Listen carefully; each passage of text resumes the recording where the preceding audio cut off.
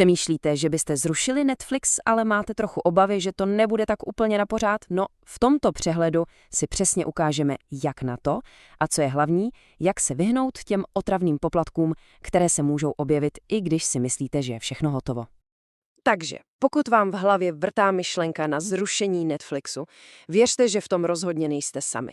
Je to v poslední době docela velký trend a má to hned několik dobrých důvodů. Ty hlavní důvody asi nikoho nepřekvapí, že jsou to rostoucí ceny. A hlavně ten velký zátah na sdílení hesel. Spoustě lidí se to prostě nelíbilo. A čísla mluví jasně. Jen si to vezměte. V Americe a Kanadě jim během jediného čtvrtletí v roce 2022 odešlo přes 1 milion předplatitelů. To je fakt síla. Dobře, tak si na to vrhneme. Tady je stručně, co nás dnes čeká. Projdeme si celý proces. Od těch důvodů, proč lidi odcházejí, až po ten nejdůležitější fígl, jak si pohlídat, aby bylo předplatné opravdu, ale opravdu zrušené.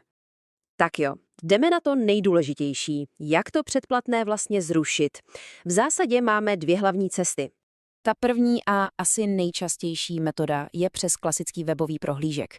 Je to fakt jednoduché. Prostě jdete na stránky Netflixu, přihlásíte se, kliknete na svůj účet a tam už to tlačítko zrušit členství nemůžete minout. Je to otázka pár kliknutí. Vážně, minuta a je hotovo. No ale co když máte iPhone nebo iPad a platíte přes Apple? Tady pozor, v takovém případě to musíte řešit přímo v nastavení telefonu, v sekci předplatná. Platba totiž nejde přímo Netflixu, ale Apple. Takže na webu Netflixu byste s tímhle nepochodili. To je důležité si pamatovat. Dobře, ale ještě než to finálně odkliknete, počkejte. Netflix totiž nabízí ještě jednu možnost, která by se mohla hodit. A to je pozastavení členství. Jaký je v tom tedy rozdíl? No, je to docela zásadní. Pozastavení je vlastně jen taková pauza na 1 měsíc, pak se to zase samo obnoví. Zrušení je, zrušení. Je to natrvalo, dokud to sami neobnovíte. Důležité ale je, že i po zrušení si Netflix data nějakou dobu pamatuje. A ještě jedna věc. Ne u každého plánu jde to pozastavení vůbec použít. Asi každého napadne. Dobře, zruším to. A co se stane s mým účtem, s těmi profily, s celou historií, na co se kdo díval, s mým seznamem? Přijdu o to všechno? No a tady se dostáváme k docela zajímavé věci.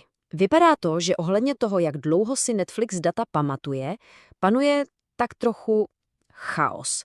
Dokonce i v samotném Netflixu. Na jednu stranu spousta uživatelů a různých návodů na webu mluví o tom, že je to 10 měsíců. To je docela běžně uváděná doba. Jenže, když se podíváme do oficiálního centra nápovědy Netflixu, najednou tam svítí číslo 24 měsíců, tedy celé 2 roky. Takže teoreticky, pokud byste se vrátili i po roce a půl, všechno by tam mělo být tak, jak jste to opustili. A teď přichází to naprosto nejdůležitější a taky nejvíc frustrující. Problém, kterému se říká fantomové obnovení. A vězte, že si na to stěžují mraky lidí. Tohle je citace jednoho uživatele z Redditu a myslím, že mluví za všechno. Zkuste si představit tu frustraci, když něco 3krát zrušíte a ono se vám to pořád vrací. A čím to je? No a teď se podržte, protože ty důvody jsou někdy až absurdní. Stačí, aby kdokoliv, kdo měl přístup, omylem kliknul na ikonku Netflixu na chytré televizi, nebo třeba dítě na tabletu. Ani se nemusí přihlásit, jen to otevře a bum, předplatné je obnovené a peníze se zase strhávají. Takže co s tím? Jak si konečně vzít tu kontrolu zpátky a zajistit, aby zrušeno opravdu znamenalo zrušeno? Naštěstí existuje takový neprůstřelný postup. Jsou to 3 jednoduché kroky, které doporučují i sami uživatelé. Takže, za prvé, normálně zrušte členství. Za druhé, a to je klíčové, okamžitě si změňte heslo. A za třetí, zaškrtěte to magické políčko, odhlásit se ze všech zařízení. V čem je ten trik?